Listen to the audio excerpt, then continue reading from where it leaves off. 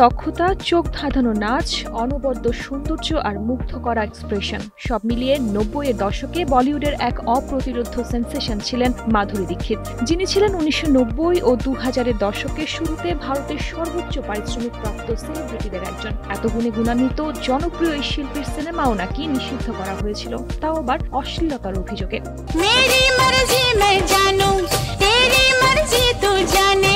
১৯৯৩ সালে সুভাষ ঘাই পরিচালিত superhit cinema খলনায়কে অভিনয় করেছিলেন মাধুরী দীক্ষিত, সঙ্গে ছিলেন সঞ্জয় দত্ত ও জ্যাকি শ্রফ। মাত্র ৪ কোটি রুপিতে নির্মিত এই সিনেমাটি বক্স অফিসে আয় করেছিল ২১ কোটি রুপি।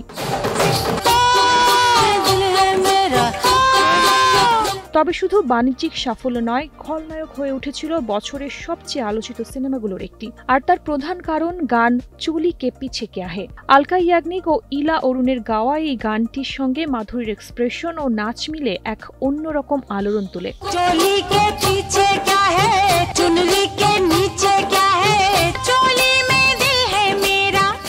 বসুন্ধরা টিস্যু অশুদ্ধতার বিরুদ্ধে এক বিন্দুও ছাড় নয়। কিন্তু এই গান ঘিরেই শুরু হয় তীব্র বিতর্ক। অনেকেই গানটিকে অশ্লীল, নারীকে অবমাননাকর, আপত্তিকর বলে সমালোচনা করেন। এমনকি গানটি টেলিভিশন ও রেডিওতে নিষিদ্ধ করা হয় এবং বিষয়টি গড়ায় আদালত পর্যন্ত।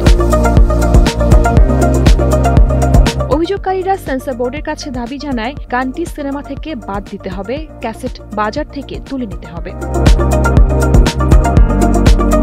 শেষ পর্যন্ত আদালত রায় দেয় গানের কথায় কোনো আপত্তিকর বিষয় নেই। তবে তাতেও বিতর্ক না থামলে পরবর্তীতে শিবসেনার প্রধান বাল ঠাকরে প্রকাশ্যে গানের পক্ষে অবস্থান নিয়ে বলেন, এতে আপত্তিকর কিছু নেই, প্রতিবাদ বন্ধ করা হোক।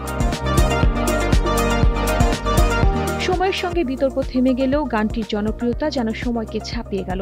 চলিকে পিছে ক্যা হে হয়ে উঠল ভারতীয় সিনেমার পপ কালচারের অংশ, এক কাল্ট ক্লাসিক।